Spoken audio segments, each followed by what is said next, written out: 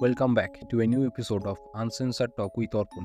আমি অর্পণ এখানে তোমাদের সাথে ঘটে যাওয়া কিছু সত্য ভৌতিক ঘটনা বা হরার এক্সপিরিয়েন্স শেয়ার করি। আজকের এপিসোডে আমাদের সাথে ছিল অঙ্কিতা, যে তার সাথে ঘটে যাওয়া দুটো মারাত্মক ভৌতিক ঘটনা, বলা ভালো দুটি অলৌকিক ঘটনা কিন্তু আমার সাথে শেয়ার করেছে। ঘটনা দুটো অলৌকিক বলছি কারণ হয়তো তোমাদের শুনলে অতটা ভয় লাগবে না ঘটনা দুটোতে, কিন্তু তোমাদের ভাবতে অবশ্যই বাধ্য করবে এবং তোমরা চিন্তা করবে যে আজকের দিনে কি এমনটা সম্ভব, মানে এমনটাও কি হয়। তোমরা কি কখনো শুনেছো যে জলে পড়ে গেলেও যে সাঁতার জানে না তাকে নিচের দিক থেকে কেউ যেন মনে হয় ভাসিয়ে রেখেছে? এমন ঘটনার কোনো লজিক কিন্তু আমি খুঁজে পাইনি এখনো পর্যন্ত। তোমাদের যদি কিছু মনে হয় বা তোমরা যদি কোনো এক্সপ্লেনেশন দিতে পারো, অবশ্যই আমাকে কমেন্টসে জানিও। তোমরা যদি তোমাদের লাইফেও এমন কোনো ঘটনা বা এক্সপিরিয়েন্স আমার সাথে শেয়ার করতে চাও, তাহলে অবশ্যই ডিসক্রিপশন বক্সে দেওয়া মেল আইডি, ইনস্টাগ্রাম আইডি বা ফেসবুক আইডিতে আমাকে শেয়ার করতে পারো।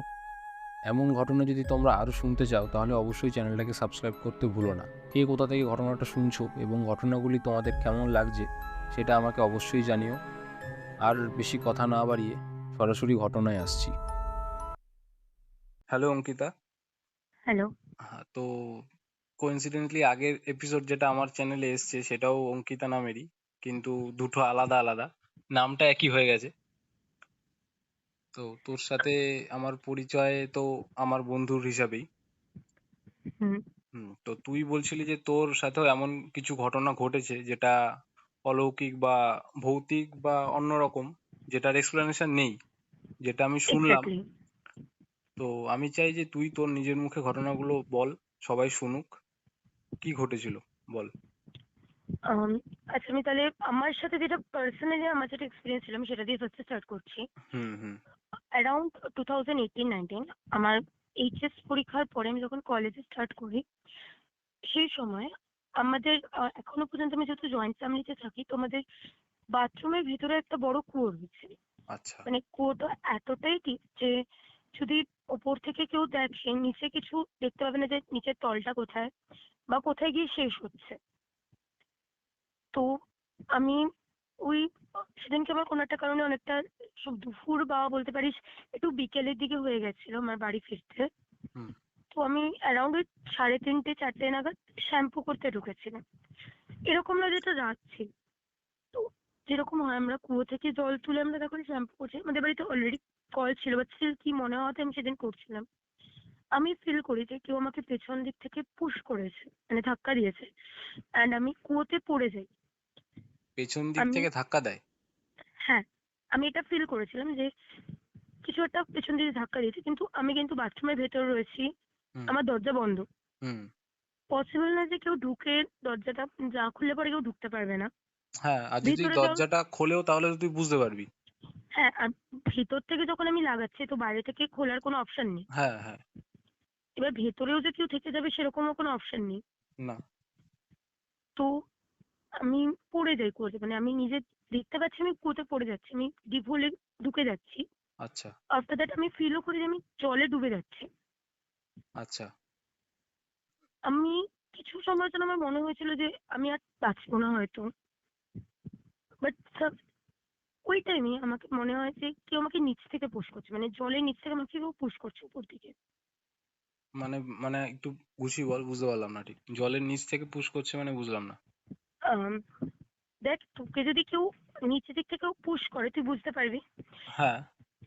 তো সেরকম আমার মনে হচ্ছিল যে কেউ আমাকে নিচ থেকে পুশ করছে। জলের নিচ থেকে? হ্যাঁ। কিন্তু তুই তো পড়ে গেছিলি জলে। আমি জলে পড়ে রয়েছি, মানে আমি তখনও ডুবে যাচ্ছি, হ্যাঁ আমি স্যাঙ্ক করছি, হ্যাঁ। বাট আমি ফিল করছি কেউ আমাকে উপর দিকে ঠেলে দিচ্ছে যাতে আমি উপর দিকে ভেসে উঠি। আর তুই কি সাঁতার জানিস? না, আমি এখনো পর্যন্ত সাঁতার জানি না। এটা কিভাবে সম্ভব? সাঁতার জানিস না? সাঁতার জানলে, যারা সাঁতার জানে তারা তো হুম। হাত পা চালিয়ে জলে ভেসে থাকতে পারে। হ্যাঁ, কিন্তু হাত পা চালিয়ে তুই জলে ভেসে থাকতে পারবি, সরি হ্যাঁ ইন্টারাপ্ট করার জন্য। হ্যাঁ হ্যাঁ। কিন্তু আমি হাত পা চালাতে পারছি না, বিকজ আমি নিজে দেখছি আমি পড়ে যাচ্ছি, আমি চোখে মুখে মানে আমার নাকের মুখে জল ঢুকে যাচ্ছে। হ্যাঁ, তুই তো সাঁতার পারিস না বললি। না। আচ্ছা, তারপর? তারপরে আমি ভেসে উঠি, আমি সত্যিই ভেসে উঠেছিলাম সে সময়। হ্যাঁ। আর আমি কুয়োর যে দড়ি হয়, নাইলনের দড়ি, হুম। ওটা একটা স্টিলের বালতি বাঁধা থাকে আমাদের কুয়োতে, ঠিক আছে, হুম। জল হুম। তোলার জন্য। সেই জলের বালতির উপর দাঁড়িয়েছিলাম আমি। আমি আচ্ছা। আমার বাড়ির লোকদের ডেকেছি, আমার জেঠিমাকে ডেকেছিলাম যে আমাকে বাঁচাও, বাট তারা আমার আওয়াজ শুনতে পায়নি। মানে কুয়োটা কি বাথরুমের ভেতরে না বাথরুম থেকে বাইরে? না, বাথরুমের ভেতরে। আচ্ছা, তাহলে বাথরুমটা বেশ বড়। হ্যাঁ, অনেকটাই বড় বাথরুম আমাদের। আচ্ছা। মানে এটা পসিবল নয় যে তুই শুনতে পারবি না। আচ্ছা। আমি আচ্ছা। শুনতে পাচ্ছি যে সে আমাকে ডাকছে, তুই ঠিক আছিস? কারণ কি সে একটা আওয়াজ পেয়েছে যে কিছু একটা ভারী পড়ে গেছে জলের মধ্যে। আচ্ছা। তো তার জন্য সে আমাকে ডেকে যাচ্ছে যে তুই বাইরে আছিস? আমাকে বাড়ির সোনা বলে ডাকে। হুম। তো সোনা শুনতে পাচ্ছিস? সোনা শুনতে পাচ্ছিস? আমার কাছে আমি কোনো রেসপন্স পাইনি, কিন্তু আমি মানে রেসপন্স করেছি,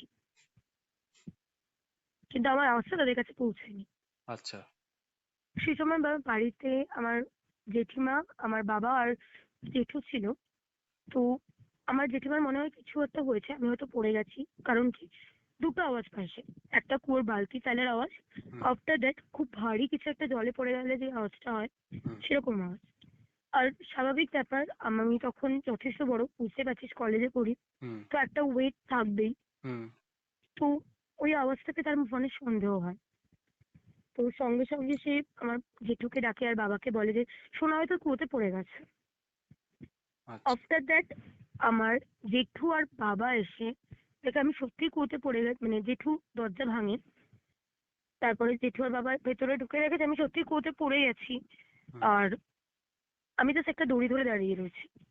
বাথরুমের ভেতরে যখন কুয়োটা, তাহলে তো কুয়োটা ইউজ হতো। হ্যাঁ, এভরিডে এখনো পর্যন্ত আমাদের কুয়ো ইউজ হয়। আচ্ছা, তার মানে তুই পড়ে যাওয়ার আগে কি এমন কোনো ঘটনা ঘটেছে কারোর সাথে? আজ অব্দি আমি যতদূর জানি এরকম ঘটনা কোনোদিনও ঘটেনি।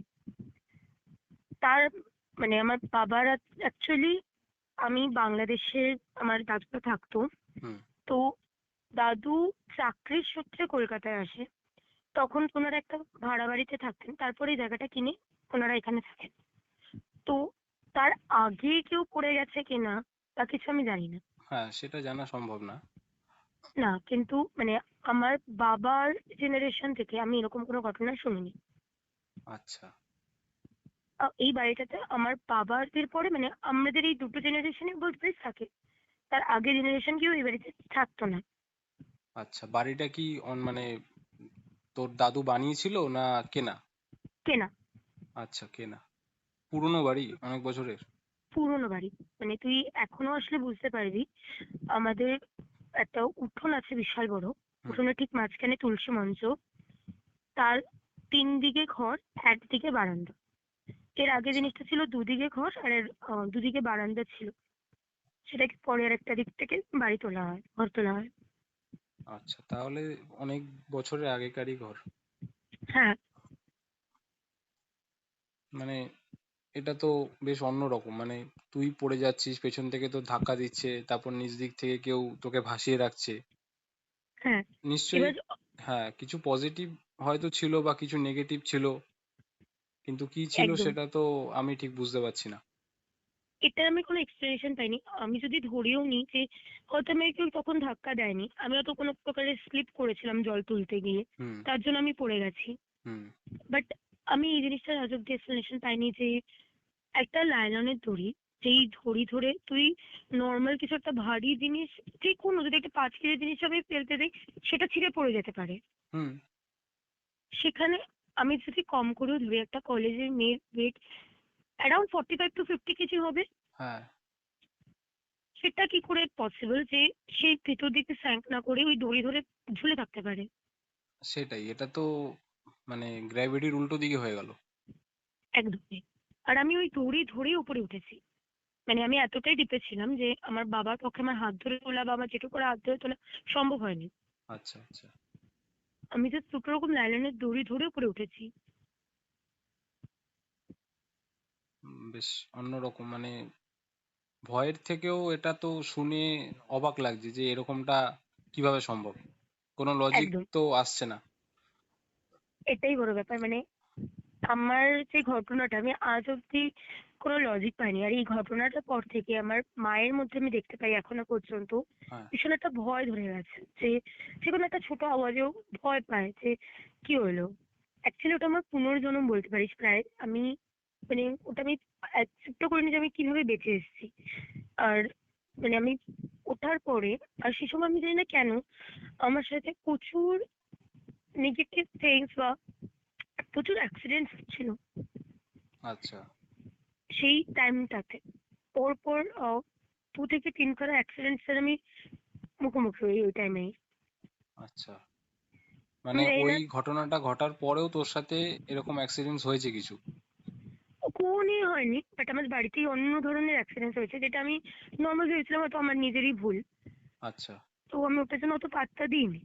কিন্তু এই একটা ঘটনার আমি এখন অব্দি কোনো এক্সপ্লেনেশন পাইনি যে কি ব্যাপার। আর সব থেকে বড় কথা কি জানিস তো, আমার না কেন যেন মনে হয় ওই ওর ভিতরে কিছু আছে। কুয়োর ভেতরে মানে কিছু তুই, আছে? হ্যাঁ মানে হয় না কারণ দেখবি অনেকের হয় যে বাড়িতে নিজের ঘরে বসে কাঁদতে ভালোবাসে, হুম। নিজের মন খুলে কথা বলতে, নিজের ঘরে একা থাকতে ভালোবাসে। হুম। আমি যতদূর আমার মনে পড়ে আমার ছোট থেকে আজ অব্দি আমার যখনই খুব কষ্ট হয়েছে বা কিছু হয়েছে, হ্যাঁ। আমি কুয়োতে গিয়ে কাঁদতে, মানে কুয়োর সামনে গিয়ে কাঁদতে বা ওইখানে আমি কমফোর্টেবল ফিল করি। আচ্ছা। আমি জানি না কেন। আমি রিসেন্টলি এই জিনিসটা আরো দেখতে পাচ্ছি, কারণ আমার এক দিদির ছেলে আছে, হ্যাঁ। ঠিক আছে? এবার কিছু কারণের জন্য আমার দিদি রাইট নাও আমাদের বাড়িতেই রয়ে থাকে। হুম। অ্যাকচুয়ালি কিছু কারণ বলতে আমার দিদির ছেলে পড়াশোনার জন্যই। হুম। তো আমার দিদির ছেলের বয়স মাত্র 5 বছর হবে। ওকেও আমি দেখি, ওকে ও অ্যাট্রাক্ট করে কাইন্ড অফ। মানে কিরকম বলতো, 5 বছরের বাচ্চা কি কিন্তু থাকতে পারে যে আমি কুয়োর ভেতরে কি আছে দেখবো বা কিছু, এরকম তো থাকবে না, না কিউরিওসিটিটা। না। ওকে হাত পা ধোয়াতে নিয়ে গেছে আগের দিন। সো ওর কিউরিওসিটি যে আমি কি আছে কুয়োর নিচে আমি দেখবো। আচ্ছা। মানে কিছু একটা আছে, ফিল হয় যে পজিটিভ হোক বা কিছু হোক আছে, but you can comfort be comfortable there. মানে কিছুর একটা প্রেজেন্স বোঝা যায় যে ওখানে আছে। হ্যাঁ, কি আছে কিছু দেখিসনি, কিন্তু। কোনোদিনও না। আচ্ছা। মানে তুই ওটা ফিল করতে পারবি জাস্ট ওখানে গিয়ে, তুই কাঁদলে শান্তি। তুই যদি মনে করিস যে ভাই আমি জলে মানে কল চালিয়ে স্নান করবো বা ওই করবো, তুই ওখানে গিয়ে মনে করবি যে ভাই আমি ওখানে কেঁদে শান্তি পাচ্ছি, ভাই আমি ওখানে বসে থাকতে শান্তি পাচ্ছি। আর কুয়োটা কি যখন বাড়িটা ছিল তখন থেকেই কুয়োটা? হ্যাঁ, তার আগে আচ্ছা। থেকেই বলতে পারিস। মানে বললাম না আমি, কুয়ো কতটা নিচে তুই দেখতে পারবি না। আচ্ছা। আচ্ছা, অনেকটাই ডিপ। হ্যাঁ মানে অনেক কুয়ো হয় বা চৌবাচ্চা বলে অনেকগুলোকে দেখবি, হুম। সেগুলো এন্ডটা দেখতে পাওয়া যায়। হ্যাঁ, হ্যাঁ। বাট আমাদের কুয়োটা এতটাই ডিপ যে তুই দেখতে পাবি না এন্ডটা। তুই রিং দেখতে পারবি কুয়োর, জল একদম নিচে নেমে গেলেও কুয়োর রিং দেখতে পারবি, সব দেখতে পারবি, কিন্তু কুয়োটা কোথায় গিয়ে শেষ হচ্ছে সেটা দেখতে পারবি না। হয়তো ওখানে কোনো পজিটিভ কিছুর প্রেজেন্স রয়েছে, যার জন্য তুই ওভাবে পড়ে গিয়েও বেঁচে রয়েছিস। বা একদম তাই। সেটাই, কারণ সাঁতার যারা পারে না তারা ওভাবে কুয়োতে পড়ে গিয়ে ওভাবে ভেসে থাকা অতক্ষণ ধরে, তারপরে এরকমটা তো সম্ভব না। না, বেশ অন্যরকম। এবার হ্যাঁ, বল। আম, মানে আমার বাড়িতে যে কারণে তোর কুয়োর উপরে তারপরেই গ্রিল দেওয়া যেটাকে বলা হয় সেরকম দেওয়া হয়, হুম। বাট তারপরেও মানে তুই একটা ফিল করতে পারবি যে ওখানটাতে গেলে পরে তোর মনে হবে যে ভাই ঠিক আছে, কোনো ব্যাপার না, কোনো প্রবলেম নেই আমার লাইফে, আমি ফিল কমফোর্টেবল, ফিল মোটিভেটেড, এরকম একটা ফিল আসবে তোর। আচ্ছা, মানে নেগেটিভ যে ভাইব্রেশন গুলো সেগুলো শোক করে নেয় ওখানটা গেলে। হ্যাঁ। তাহলে তো ওখানে নিশ্চয়ই পজিটিভ এনার্জি কিছু রয়েছে। হুম, তুই তো বললি যে তোর মনেও হয় যে ওখানে কিছু রয়েছে বা কারোর একটা প্রেজেন্স বোঝা যায়, কিন্তু দেখা যায় না। হ্যাঁ। না হলে তুই না হয় পড়ে গেছিস, ওখানে রয়েছে কোনো একটা লজিক, যে কোনো লজিক হতে পারে হয়তো, কিন্তু তোর যে দিদির ছেলে, বাচ্চা একটা হুম, ছেলে, ওখানে গিয়ে ওরকম কিউরিওসিটি হবে কেন ওর? এক্স্যাক্টলি। আর যদি অন্য জায়গাতেও থাকে তাহলে তো সেটা পুরো বাড়িতেই বোঝা যাবে, শুধু কুয়োর হ্যাঁ, ওখানেই বা কেন বোঝা যাবে? একদম। আরেকটা যে তুই বলছিলি তোর আরেকটা ঘটনা রয়েছে, সেটাও একটু বল। অ্যাকচুয়ালি এটা আরো পুরোনো ঘটনা।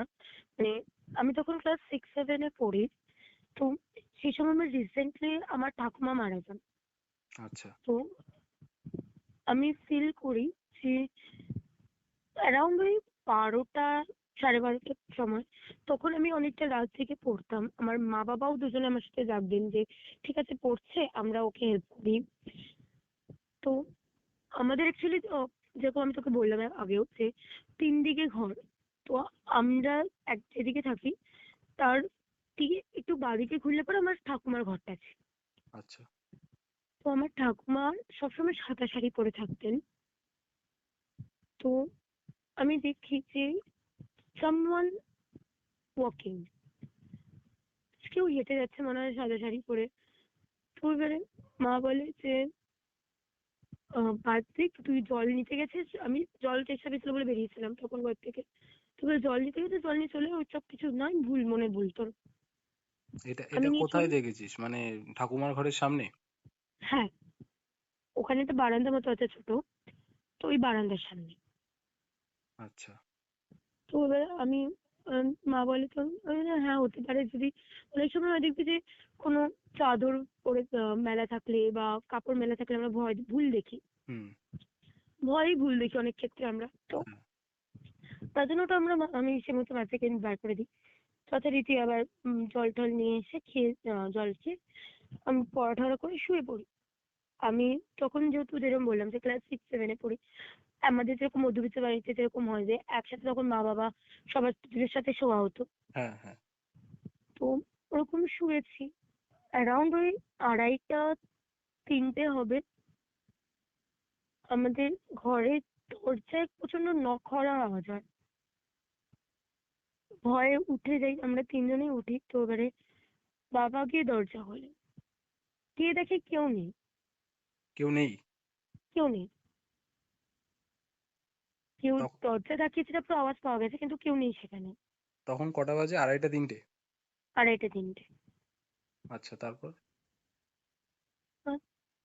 সেরকম আর কিছু ঘটেনি, বাট তারপরে আমরা আবার শুয়ে পড়ি। মা বলে যে কিছু হয়তো হাওয়ায় লেগে আওয়াজ হচ্ছে বা কিছু।